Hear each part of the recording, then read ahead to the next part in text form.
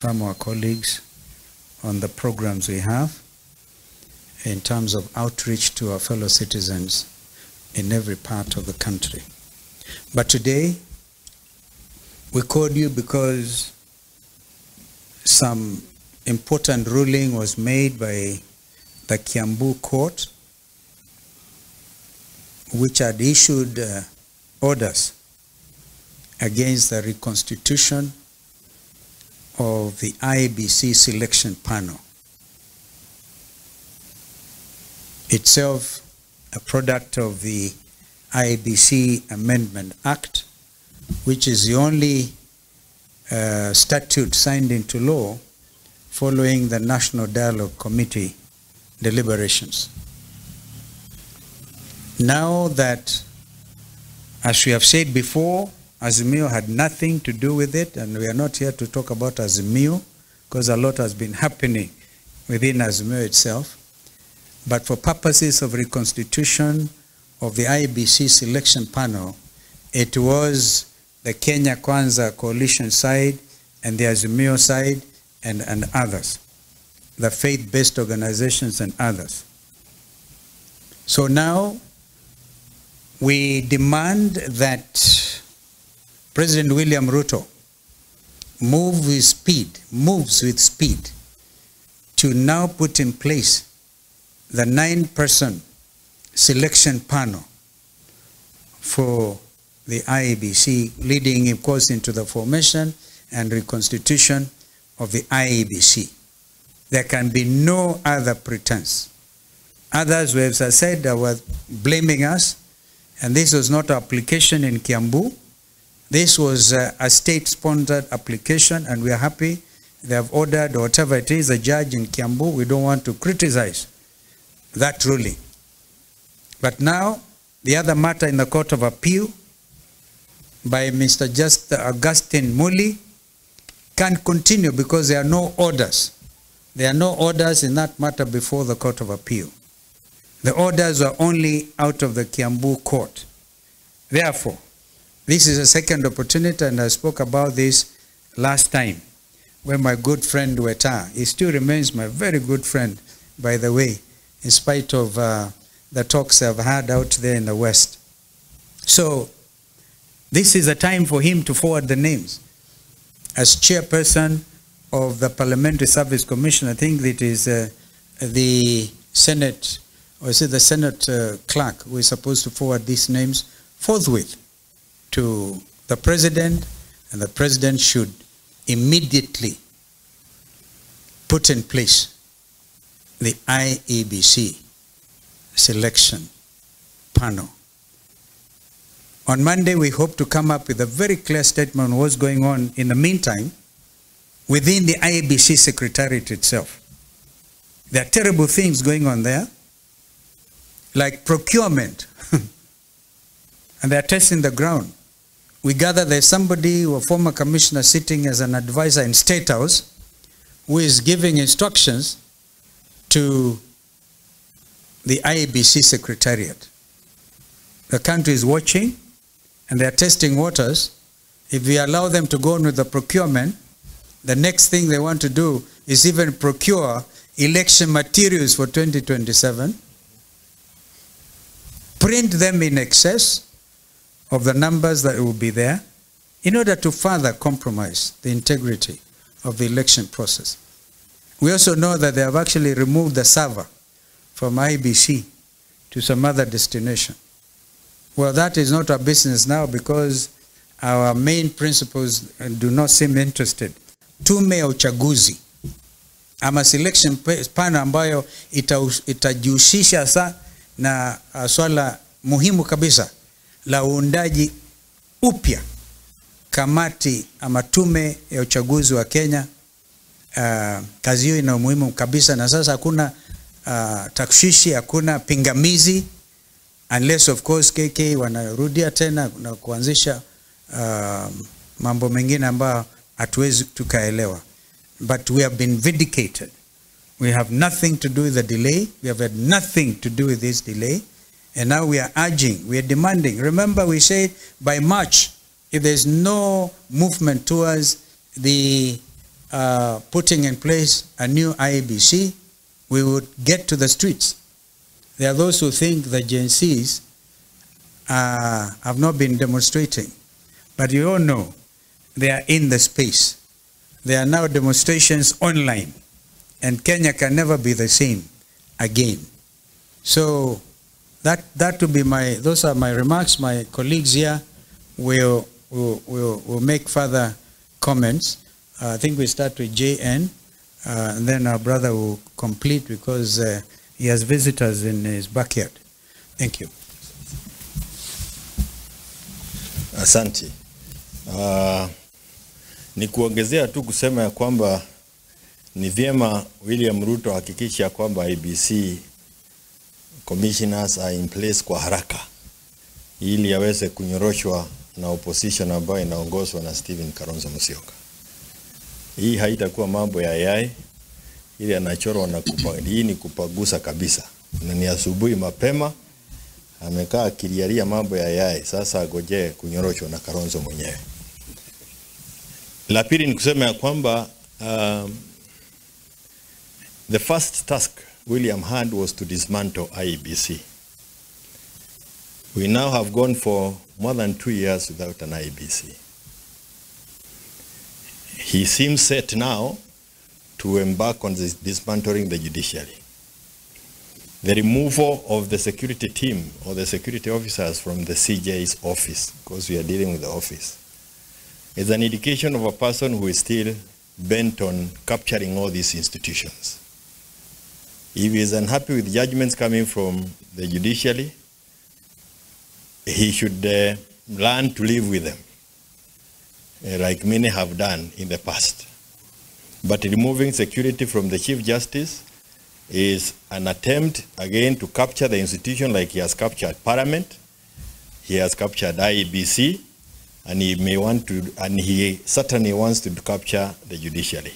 Na sisi tunataka kusimama na mambo ya mahakama na tuseme ya kwamba majaji wa mahakama waruhusiwa wafanye kazi yao bila maneno ya kuwasubua hata kama hufurahi yale ambao wanatoa kama uamuzi. We demand the reinstatement of the security to the CJ and any other judicial officer whose security has been withdrawn. It is the only thing he can do. Ama pia achorwe.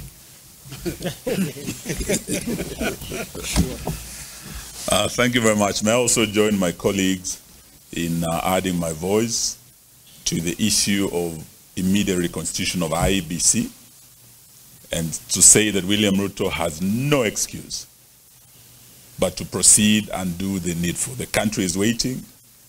We have started the 3rd year of this administration, and we must start making the necessary preparations for the next elections. And as we prepare for that also, there's a matter of concern in terms of the tone that is being used by our colleagues. And today we want to call on the NCIC. When you listen to our colleagues who have been in Western Kenya for the last 1 week, that tour is being concluded today. The language that has been used is insightful.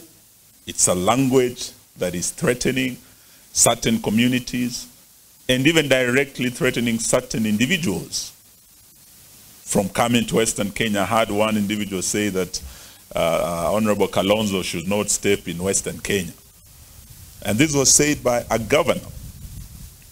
My good friend Paul Otuoma of Busia County made utterances that are insightful, that threatened violence against leaders and a particular community, the Mount Kenya community, which is now being targeted for demonization, for isolation. And this is language we've had before. We remember the 2007 general election and the 2008 post-election violence, when language of 41 against 1 was used. The language of Madoa-doa, targeting certain communities. As we start entering the final phase of this administration, and preparing for the next election. We didn't want to see this kind of language that will start poisoning the air ahead of the election. This is a language that can bring actually pre-election violence, and we have seen it in this country.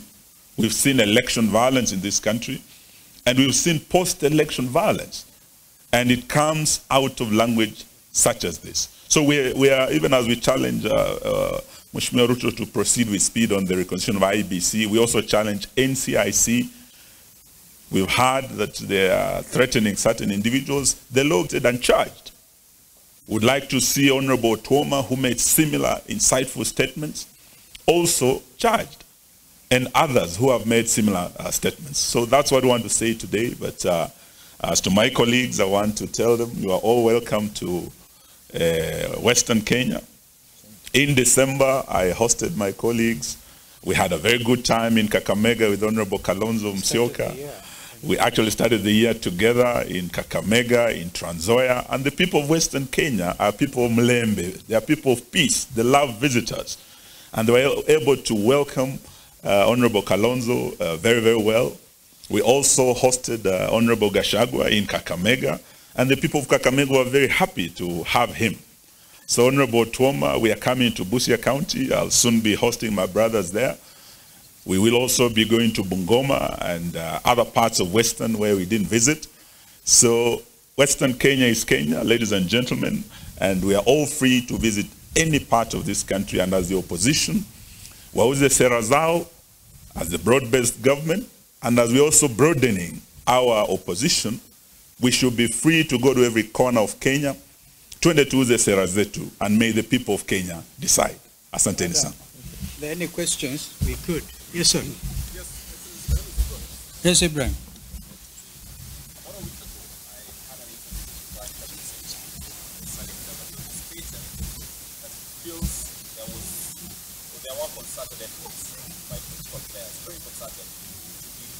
Legitimize the 2027 election. He fell short of mentioning all these provisions of is it a feeling that you also share that there are attempts to delegitimize by all these discussions that are having an IBC, of course coming from the court and all that? Secondly, there has been a question about, it's unfortunate that we have campaign season, there have been questions about when Kalonzo Musyoka and his troops are going to give the ground. The team that you clearly be facing using government projects is already hitting the ground. Well, first of all, on delegitimizing the 2027 elections or sooner, would you not agree with me that it is them who are delegitimizing it by threatening violence, by refusing to constitute the IEBC, by continuing with abductions? Can you imagine a young Kenyan mother, not so young, this lady was abducted, Joki, for a misdemeanor. You don't, if it's a misdemeanor, you don't abduct. You look at the way that lady was arrested. You see these people in the process of really working up people's emotions, therefore delegitimizing the next contest. So, and if you look at a situation like this IBC, already we're in a constitutional crisis because the boundaries review has not been done. And yet, under NADCO, we made specific recommendations that, for example, the period be extended as in JN to 14 or 15 years, within which to carry out boundaries review. But already the country is in breach of a fundamental constitutional obligation. With regard to us, and I agree with you, these guys obviously are campaigning. But as they campaign, I advise them, if indeed they will take my advice, not to show open anger. Yani hasira ya ajabu. Umeiona hasira. Kumbukeni hasira ni hasara. Ya kiburi, kujipiga kifua. Kwa sababu tumesema tu kwamba if a company is in receivership, under receivership, like Mumia Sugar, how does a company under receivership issue bonuses? And therefore, Salasia was spot on asking them, where are you getting this money from? First of all, it's very little. And I think Peter Salasia is still waiting to see which of the Mumia Sugar outgrowers have gotten some money in their M-Pesa. Na hiyo inazua hasira. Hasira ya ajabu. Kwa hivyo wajiandae, tunakuja na tuna mipangilio yetu. Actually what we want to do is to come up with rallies which are going to be based on issuance of IDs to the Kenyan youth, the agencies and others, and combine that with the registration of voters. We will not be renting crowds. Have we not seen 1,000 watu 5 chukueni, 1,000 ingine? Did we not see a whole senator dishing out money? Renting a crowd for a head of state? No. We will be coming to the people. But we also telling our Kenyans, chukueni hizo pesa kama kawaida. Kwanza sema 1,000 kwa watu 5 haitoshi. Na tunajua ni kodi yetu. Chukueni kwa ghadhabu pia, and do like the people of Luanda did, told them off. So I hope I've answered your question. We get the Secretariat joining with us, registration of persons coming along with us. We understand that there's no registration of voters going on. In fact, the Secretariat itself should be given some little money to do voter education, which is continuous.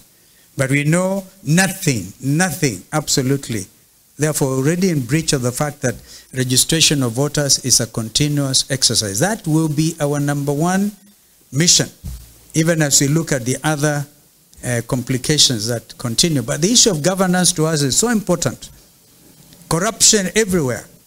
Ndio hii kitu inawauma sana. We'll continue to call them out because of what they are doing. Thank you. Asante. Thank you.